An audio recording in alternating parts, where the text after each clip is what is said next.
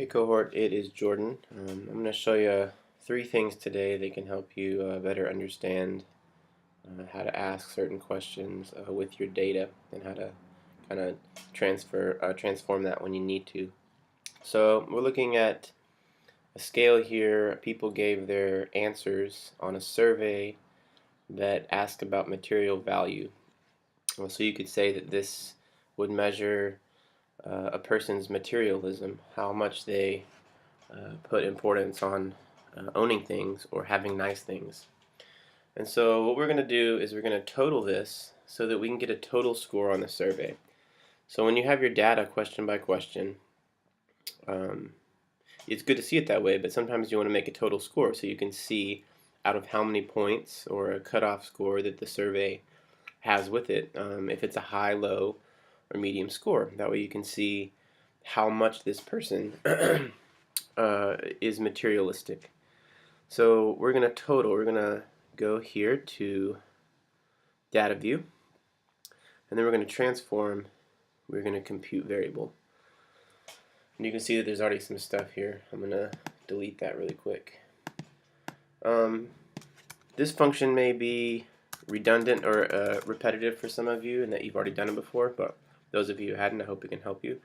So when you say compute a variable, you have your first dialog box here is target variable. You want to name the new variable that you're going to make. So I'm going to put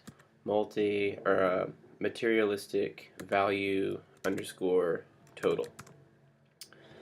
And what this does is it makes a function here, or an equation that equals this new value that you have, or variable that you've created.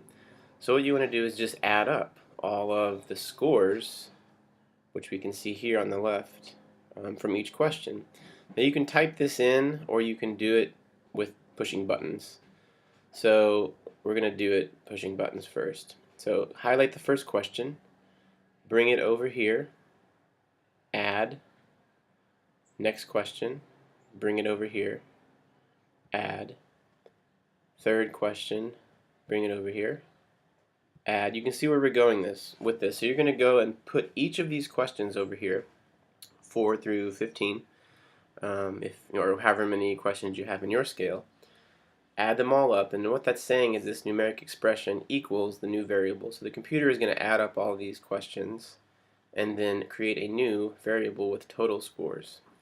When you're finished, you're going to click OK. I'm going to go back out because I want to show you what it looks like once you enter it all in. It'll look like this. So you'll have all of your questions over here, new name, and when you click OK, it will form a new variable at the end of your row of data. They'll always appear here at the end. So you can see right here, we now have material value total. So you can see for each person we have a total score that they got when they took this survey. Now this is meaningless unless we know what a good score is or a poor score is on this survey. So you have to find out, of course, the creator of the survey, what a good score is here. So I would assume here they're trying to measure how much a person values material things.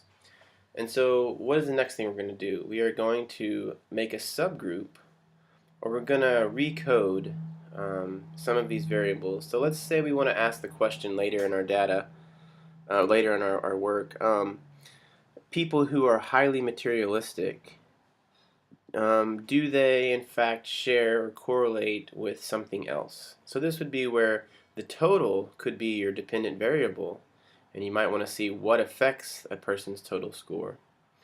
Or you could use it and find out something about another dependent variable. People who have a high total on materialistic value also fill in the blank, whatever it is you're trying to correlate it with. So let's regroup this variable we just made into another variable that can be more of a categorical variable. You're going to go to transform, recode into different variables. Click that. And then this dialog box comes up here. So I'm going to delete this so I can show you So first thing you need to do is look at the output variable. So this is where you will name it. So it is called MV total, and it will be called MV grouped. That's what I've chosen to name it. So you can see here. Then you have to fill this in and click change, or it won't let you make a new variable. But before you click OK, you're going to go and determine the old and new values for this new variable you're making, this new categorical variable. And something like this will come up, dialog box. And you can see I've already done it here. And I'm going to walk you through this again. So we're going to remove these really quick. So let's say for this new variable we want to create a variable that shows us people who are highly materialistic, people who are kind of neutral, they didn't score too highly on it, or people who are not materialistic. Now the way we'd have to do that is find our range of scores, and we need to group per whatever we decide is a high score. So let's go back out to our data, and we can see here, how would we know the highest and lowest scores? Well, we need to go look at the frequency. So we're going to look at our total. We're going to go to Analyze, Descriptive Statistics, Frequencies, and you can see here our dialog for frequencies box comes up. And we're going to take a look at our new total we've made here. Move it over here to variable. Let's check statistics. Now let's see, we want to have the minimum, the maximum, and we want to know the range because we're trying to decide how to divide these up into groups. Continue, and let's always forget to get a histogram here and show your normal curve so we can see where it falls. And then click OK. And we get an output here of the frequencies of our materialistic value scale. So you can see here that the lowest score was a 34 and the highest score was a 73. So we can see that there were 15 questions on this survey, and they had 5 options here: strongly agree, strongly disagree. So if there's 15 questions and the most you can get on each question is 5, that means the highest score is 75, and therefore the lowest score would be 0, but this person made it 34. So now we can see here on our frequency table how many people answered certain type of scores. So 11 people, our mean here, answered around a 46. So then we could divide this up. You can see here how the histogram plays out. It doesn't look too normal. We could say the range for this is 39. So the range between 34, the lowest score, and 73, the highest score, is 39 numerals, or figures. So we can divide this up. Let's make 3 groups. One being people who scored low, one being people who scored in the middle, and one being people who scored high. So let's see, 39 divided by 3 is 13. So we can decide to divide up this data into 3 groups of 13, or the closest we can get to that. So okay, now we understand how we want to group this data. Let's go back out to our data view, and let's make a new variable. So we're going to go transform, recode into different variables. We have here what we've decided to name this. You can type this in. So we're going to make a new variable out of materialistic value total, and we're going to make a new one called MV grouped. We've already clicked change, and now we're going to click the old and new variables. So you can see here I've decided to give the value of the scores on our final, or our total. The lowest, which we found out was 34. So this says here the lowest through 37. That's 13 participant scores. Or 13. I'm sorry. The range of scores. That's 13 options for the range. So this would be the lower end of the scores. So when you're doing this, let's do it from the beginning here. You are going to click range, lowest through 47. We're going to give that a value of 1. So that means this is an arbitrary number. 1 that we've given this group here is going to represent those who scored low, or at least below a 47 on this survey. we're going to do a middle group. So we click range here, right here, because it's not the lowest anymore. And we're going to say 48 through 60. And we're going to give that the value of 2. We're going to add that. So now we can see the group that scored a score of 48 through 60. We've labeled an arbitrary number 2, which means that's our group of middle scores on how much they value material possessions. And we're going to make one more, so we're going to go over here to range, value through the highest. You can see here we've got 60, so let's go 61, and that'll take it through 61 to, I think our highest score was 74. And we're going to give that the value of 3.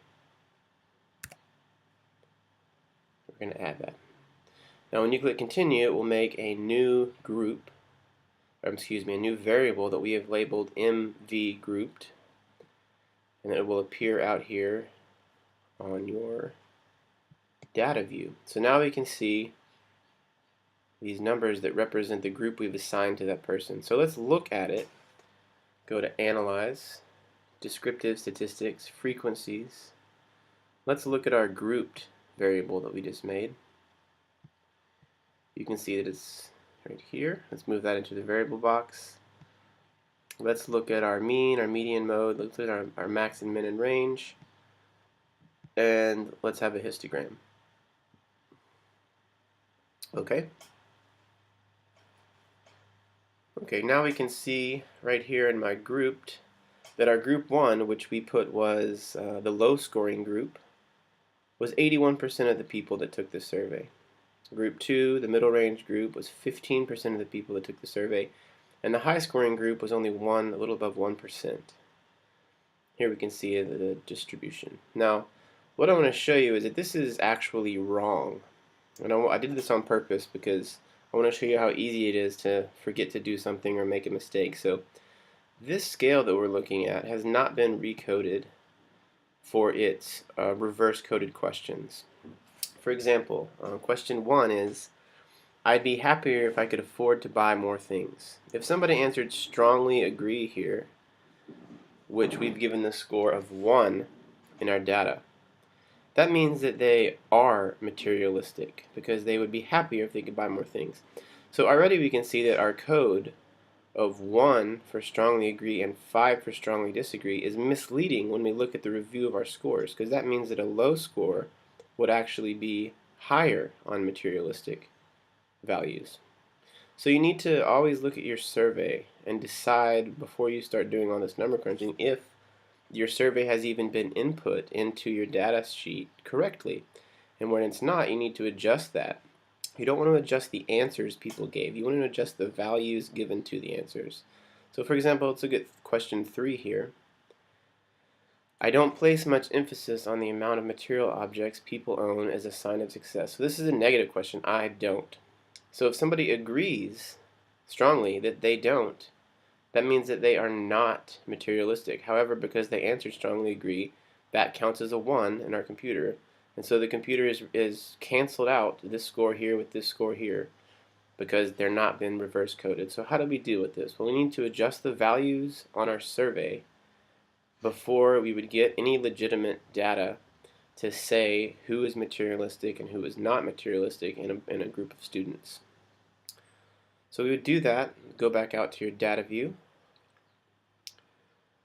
We can see over here our questions here, 1 through 15. And we're going to go to the variable view here at the bottom. And we're going to see our questions right here, 1 through 15.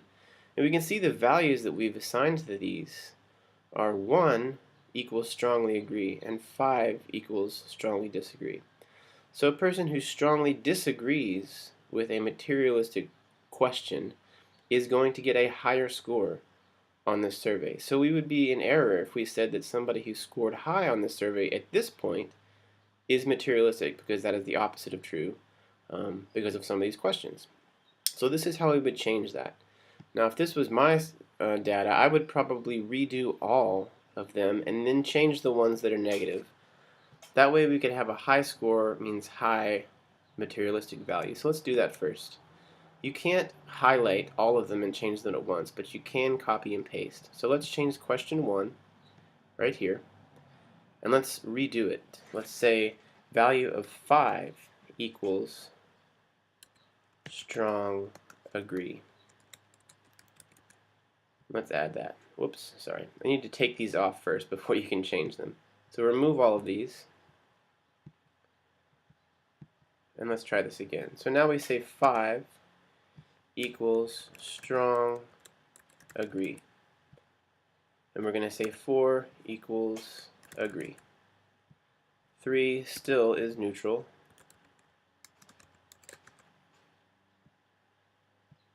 2 now is disagree. And 1 equals strongly disagree. You can hear my cat. She strongly disagrees that I haven't fed her yet. Okay, so now we have reversed this code. So now when somebody answers on the majority of these questions, when somebody answers strongly disagree, the lower the score is now means that they will be, for the majority, less materialistic. Now let's go out here and change that for all of them. So we've changed it for 1. We've changed it for the first question. We can see right here that the first question 1 now equals strongly disagree. Now you don't have to go through and input them all manually. You can click on this here and you can copy. Oops, sorry. You can copy and paste it to your next one, and then you just go down the line here. Paste it, paste it. Now I'm going to change all of these so that I don't get confused about my reverse coded questions that I will change back here in a minute so that we can understand who has a high score on material value. So now I've changed them all. I've reverse coded all of these. Now let's go back to our survey and look at the negative or reverse questions. So now we have 3. I don't place much emphasis on the amount of material objects. Somebody who answers strongly agree here is going to need, we're going to need to change it here in our data. So let's go back out here. Question 3. And we're going to change this one back. So we're going to remove all of these and reverse code this question so that we can understand that this person is not materialistic. So 1 equals strong agree. Oops, that's not how you spell agree.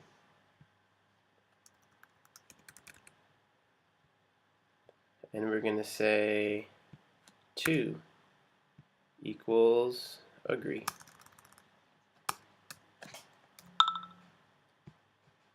3 equals neutral again. Good old 3, always neutral. 4 equals disagree. And 5 equals strong disagree. Okay, so we've reverse coded question 3. Now let's go find in our survey which other ones we need to copy and paste that to. So 3, negative. I put less emphasis on material things than most people I know. If somebody strongly agrees that they put less emphasis on something, they are less materialistic. So, oops, what number was that? And also 6, I have all the things I need to enjoy my life. So let's change 6 and 7. So 6, let's copy and paste the one we just made here. 6, copy paste. 7, whoops, sorry, I just put it on the wrong one. 6, copy paste, 7. I'm going to change 5 back. Oh, okay. So 3, strongly agree. 5, yeah, okay. Okay, so now we've changed 3, 6, and 7.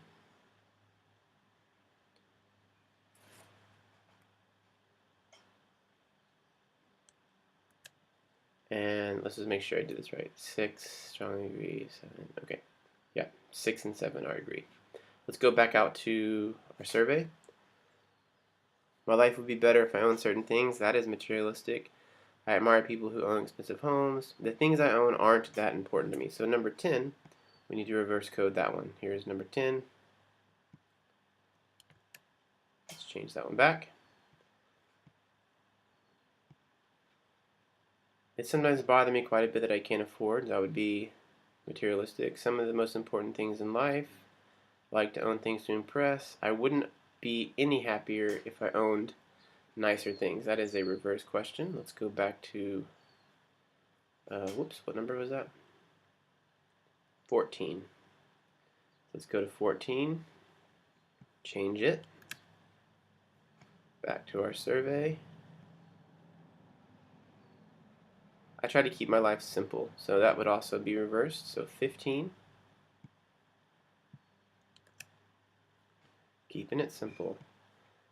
Okay, so those are all the questions. So you can see there was a bunch of reverse worded questions in this survey. So now let's go back out and run some data and see how it changed what we are trying to understand, which is how much a person it values material possessions. So I'm going to delete this my grouped one here that I've made. Whoops. And make it again. So let's go to transform, recode into different variables. We have the total and we're going to name it grouped. So that is okay. Let's go to old and new values. You can see here that it's saved it from last time. It's still the lowest. So we need to know now that this is accurately going to measure low. Somebody who answers a low score here is now going to have low materialism. So let's continue this and it will make a new variable again. You can see it says right here what we just did in syntax. Let's go back out and here's our grouped variable now. So now we understand that a high score on the total equals a high score in material possessions. And we can look at that. Let's make sure that it adds up the same here. Okay. Okay, we made another total just to be sure and put the results here. Now let's look at our frequencies and see if they are different than when we looked at it the first time. I'm just making sure these are updated. Okay, let's go to Analyze, Descriptives, Frequencies. Let's look at our new grouped total here. Bring it over here. Let's look at those things and let's look at it this time with a pie chart. Okay.